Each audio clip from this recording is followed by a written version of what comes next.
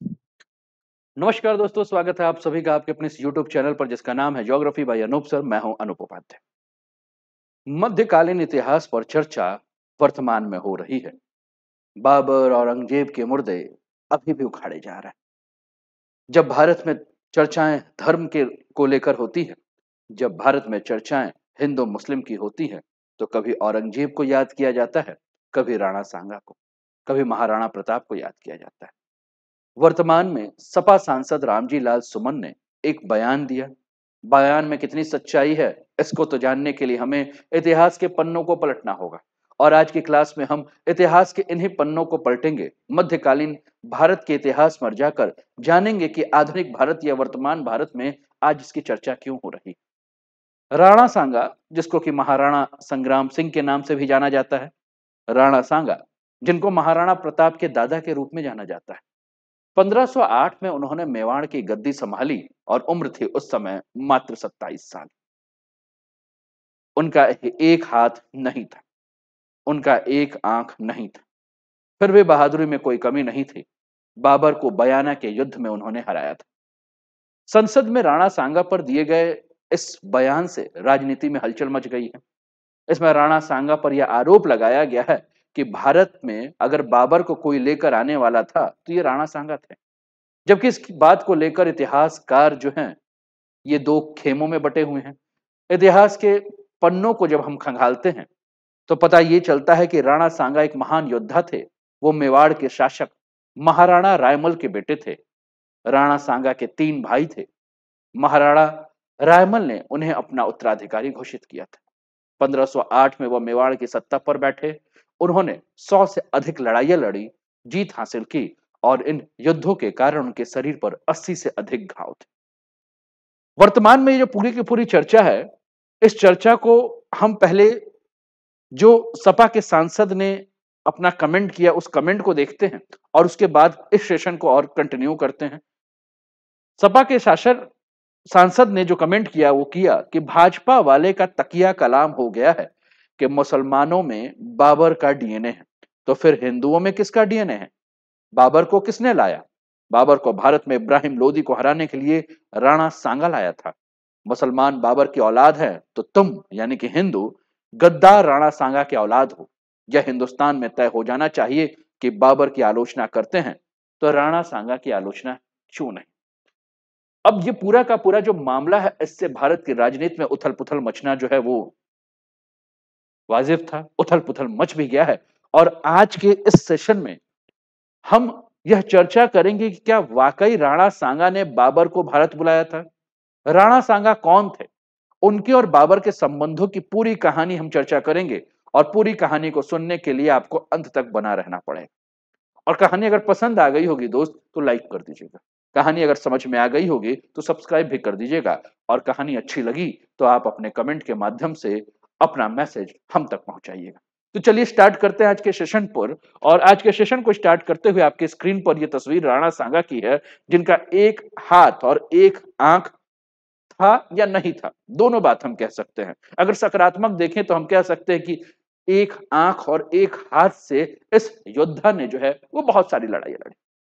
संग्राम सिंह उर्फ राणा सांगा मेवाड़ के शासक महाराणा रायमल के 3 बेटों में से एक बेटे थे। महाराणा रायमल के जो 3 बेटे थे उसमें कुंवर पृथ्वीराज, जयमल और संग्राम सिंह उर्फ राणा सांगा। पिता के जीवित रहते ही राणा सांगा को पिता ने उत्तराधिकारी बना दिया था और इसी में राणा सांगा की एक आंख फूट गई थी। बाद में पिता जयमल ने खुद राणा सांगा को अपना उत्तराधिकारी घोषित किया और 1508 ईस्वी में राणा सांगा मेवाड़ के शासक बन गए थे।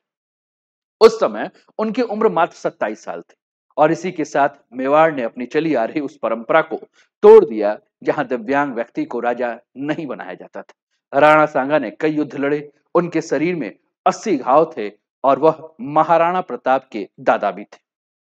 फिर दिमाग में प्रश्न आता है कि भारत आने से पहले बाबर कहां था, क्या कर रहा था और क्या राणा सांगा ने ही बाबर को भारत बुलाया था?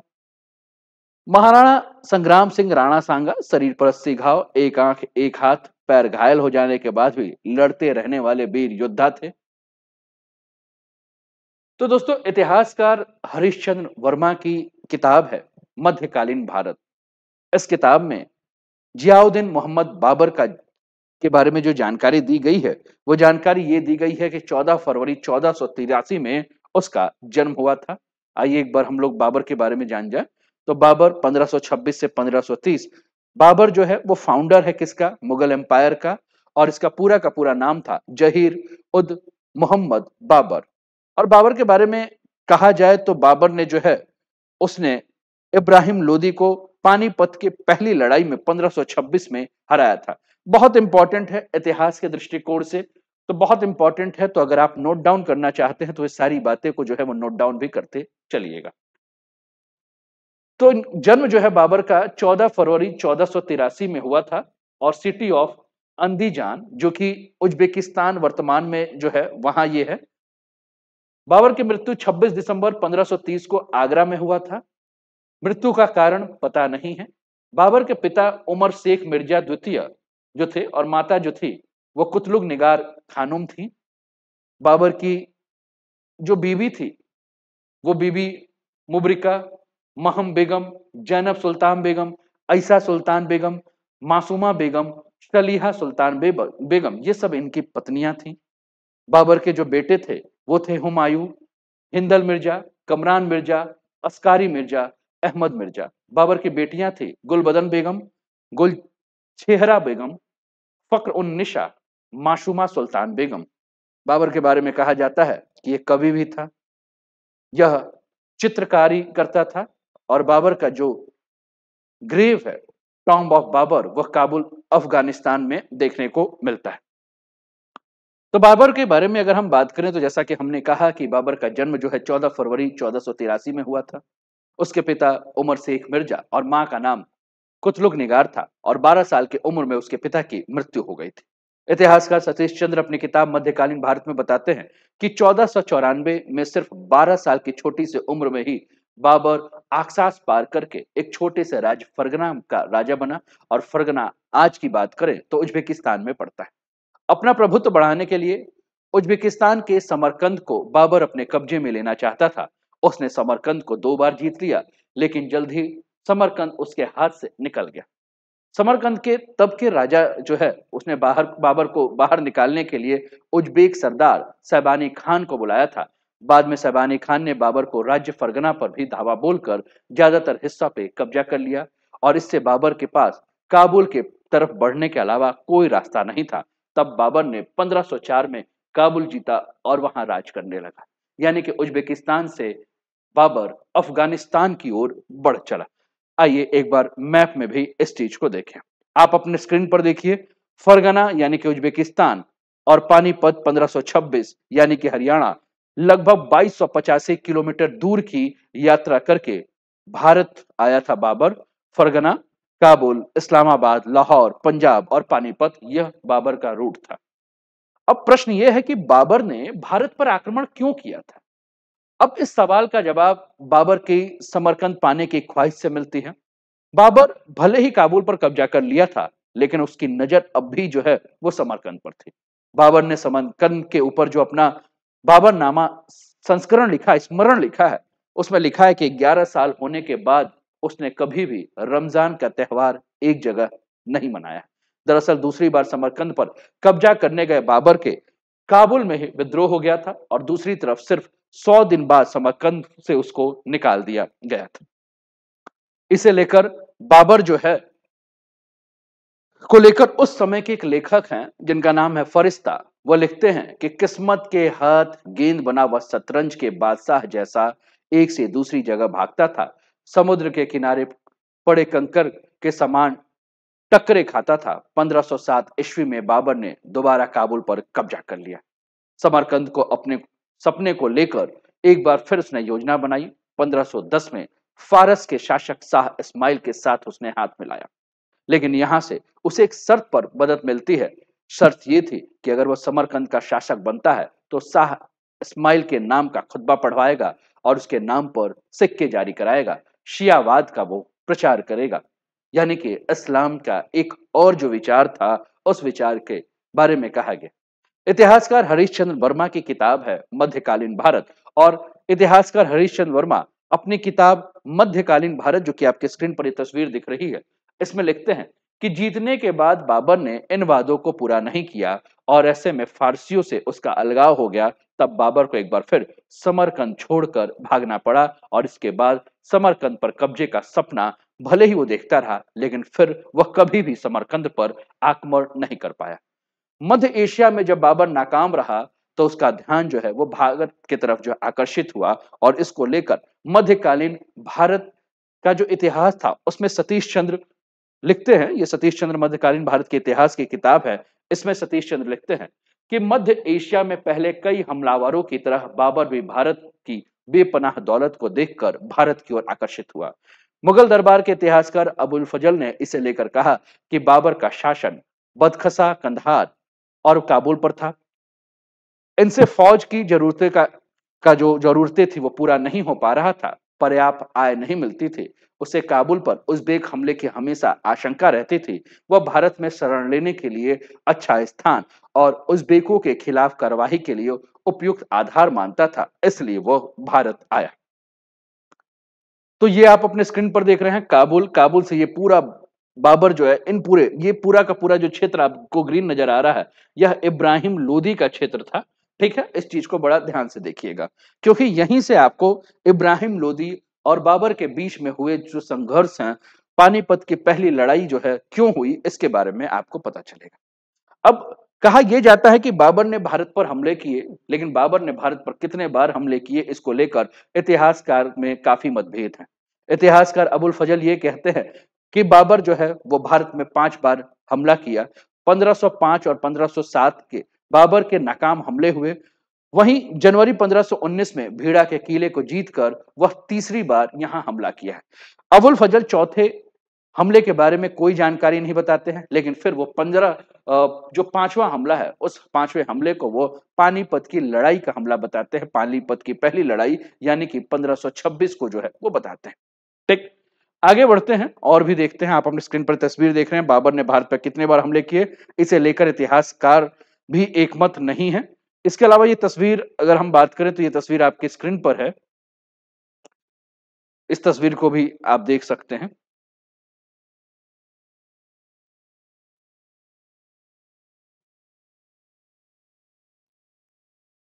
ठीक, अब अगला प्रश्न है, प्रश्न ये है कि did Babur invade India after letter from Rana Sanga? क्या राणा सांगा के बुलावे पे बाबर भारत पर आक्रमण किया था?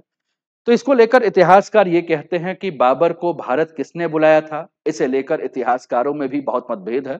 राणा सांगा के बुलावे का जिक्र बाबर ने सिर्फ अपनी किताब यानी कि संस्मरण में किया, जिसका नाम है बाबरनामा, जो कि आपके स्क्रीन पर ये दिखेगा। ठीक, ये तस्वीर है बाबरनामा की, जो कि एक संस्मरण है। ठीक, बाकी कहीं भी इस बात की कोई भी पुष्टि नहीं हुई है कि राणा सांगा ने ही बाबर को भारत में इब्राहिम लोदी के खिलाफ बुलाया था। कुछ इतिहासकार बाबरनामा के बारे में ये कहते हैं कि बाबरनामा राणा सांगा के आमंत्रण पर जो है बाबर भारत आया था, इसका उल्लेख करता है। वही कुछ इतिहासकार ये मानते हैं कि बाबर ने राणा सांगा से संपर्क किया था भारत आने के लिए। इतिहासकार सतीश चंद्र की पुस्तक है, उनके मुताबिक अगर हम बात करें तो ये कहा जा रहा है कि 1520 और 1521 में पंजाब के सूबेदार अफगान सरदार थे दौलत खान लोदी ने एक प्रतिनिधि मंडल जो है वो बाबर से मिलने के लिए भेजा था। वह अफगान सरदार इब्राहिम लोदी की सत्ता से खुद को स्वतंत्र करना चाहता था, और इस प्रतिनिधि मंडल ने बाबर को भारत आने का निमंत्रण दिया। साथ में यह भी सुझाया कि वह निरंकुश इब्राहिम लोदी को सत्ता से हटाए। सतीश चंद्र अपनी किताब जो है उस किताब में इसके बारे में बात करते हैं, और सतीश चंद्र अपनी किताब आपके स्क्रीन पर अगर हम बात करें तो सतीश चंद्र की किताब है। ठीक, सतीश चंद्र लिखते हैं कि राणा का प्रभाव धीरे धीरे आगरा के पड़ोस की एक छोटी सी नदी पीलिया खार तक बढ़ चुका था। सिंधु गंगा वादी में बाबर के साम्राज्य की स्थापना राणा सांगा के लिए चुनौती थी, इसलिए सांगा ने बाबर को निकाल बाहर करने या कम से कम पंजाब तक सीमित कर देने की तैयारी शुरू कर दी। बाबर ने राणा सांगा पर समझौते तोड़ने का भी आरोप लगाया। लेकिन इसके अलावा सतीश चंद्र ये कहते हैं कि लगता यह है कि इसी समय राणा सांगा का एक संदेशवाहक बाबर को भारत पर आक्रमण करने के लिए निमंत्रण देने पहुंचा था। इन प्रतिनिधि मंडलों ने बाबर को विश्वास दिलाया कि स्वयं भारत ना सही पूरे पंजाब की विजय का अवसर जो है वह बाबर के लिए आ चुका है। इतिहासकार हरिश्चंद्र वर्मा अपनी किताब मध्यकालीन भारत में लिखते हैं कि बाबर 1524 में पंजाब के उमराव के बुलाव पर फिर भारत आया था। वे अफगान उमराव इब्राहिम के शासन से त्रस्त थे। इस बात को बाबर ने भांप लिया था और अफगानों के बीच एकता नहीं थी, इस बात को भी बाबर जान चुका था। राणा सांगा को लेकर वो लिखता है कि तारीख के बारे में अभी तक कोई निश्चय नहीं है, लेकिन यह वही समय था जब बाबर को राणा सांगा से भी आमंत्रण मिला था, लेकिन इसकी कोई पुष्टि इतिहासकारों ने नहीं की है।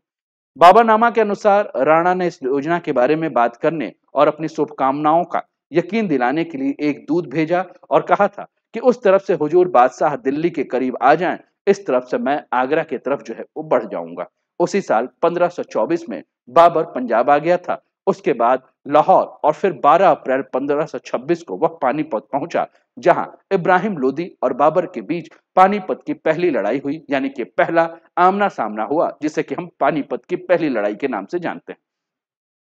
तो पानीपत की पहली लड़ाई के बारे में अगर हम बात करें तो पानीपत की पहली लड़ाई इब्राहिम लोदी और बाबर की सेना के बीच में हुआ। अब इसी को लेकर यदुनाथ सरकार जो है अपनी किताब है जिसका नाम है मिलिट्री हिस्ट्री ऑफ इंडिया, इसमें लिखते हैं कि इब्राहिम की सेनाओं के पैर उखड़ गए थे, वे भागने लगी थी। बाबर की सेना ने लगातार उसका पीछा किया और दिल्ली के फाटक तक जा पहुंचा।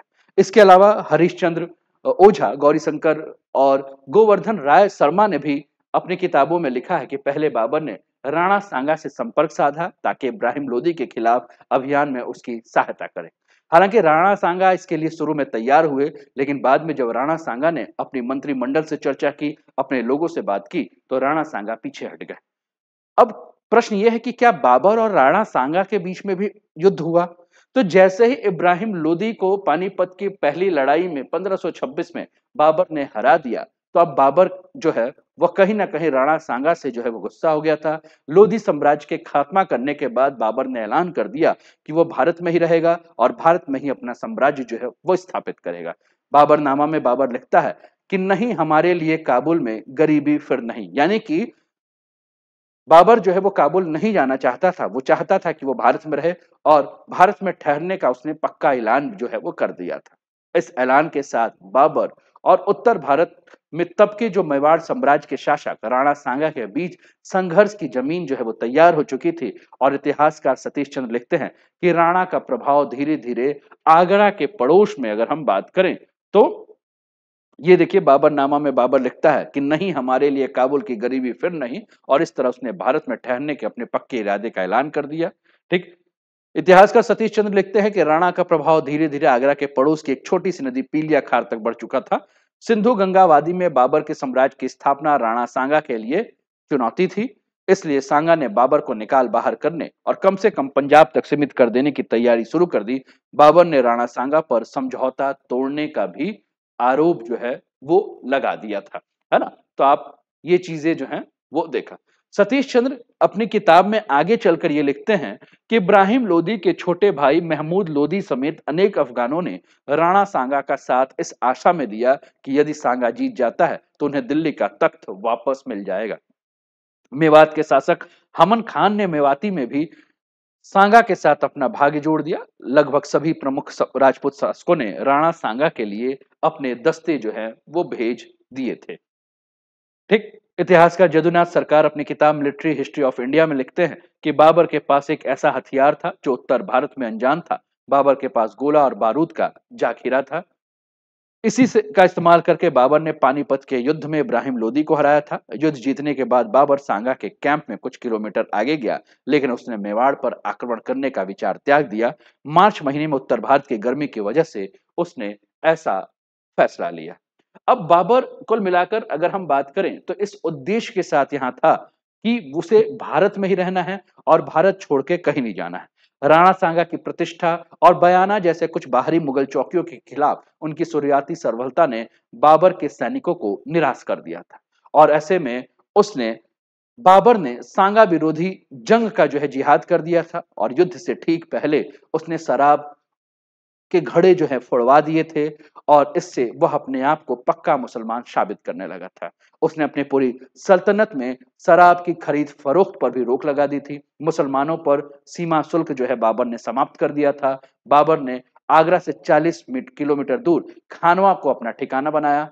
1527 में बाबर और राणा सांगा के बीच की जो पहली लड़ाई हुई वो खानवा की लड़ाई थी। आमना सामना हुआ और यह लड़ाई काफी भयानक रही। सांगा की फौज घिर गई, भयंकर मारकाट हुआ और बाद में पराजय जो है वो हुआ। तो दोस्तों, अगर हम बात कर रहे हैं तो इस को अगर आप देख रहे हैं कि किस प्रकार से उस समय की स्थिति आपको जो है वो देखने को मिल रही है और यही स्थितियों को लेकर वर्तमान में जो है वो चर्चाएं जो है वो चल रही हैं। कभी औरंगजेब की चर्चा, कभी बाबर की चर्चा, कभी राणा सांगा की चर्चा और अंततः आपको यही समझ में आया कि इतिहासकार इसको लेकर अभी भी स्पष्ट नहीं है कि क्या राणा सांगा ने ही बाबर को बुलाया था। आपके क्या विचार हैं? आप कमेंट के माध्यम से हम तक पहुंचाएं और कैसा लगा ये वीडियो, कैसी लगी ये जानकारी कमेंट के माध्यम से बताते चलिएगा। चैनल को सब्सक्राइब कर दीजिएगा, बेल आइकन दबा दीजिएगा, अपने मित्रों के साथ शेयर कर दीजिएगा और हाँ, रोज शाम 7 बजे ज्योग्राफी के मल्टीपल चॉइस क्वेश्चन का सेशन आ रहा है, उसे देखना बिल्कुल ना भूलिएगा। अपना ध्यान रखिए, स्वस्थ रहिए, मस्त रहिए, तंदुरुस्त रहिए, हंसते खेलते मुस्कुराते हुए जीवन का आनंद लीजिए। जय हिंद, जय भारत।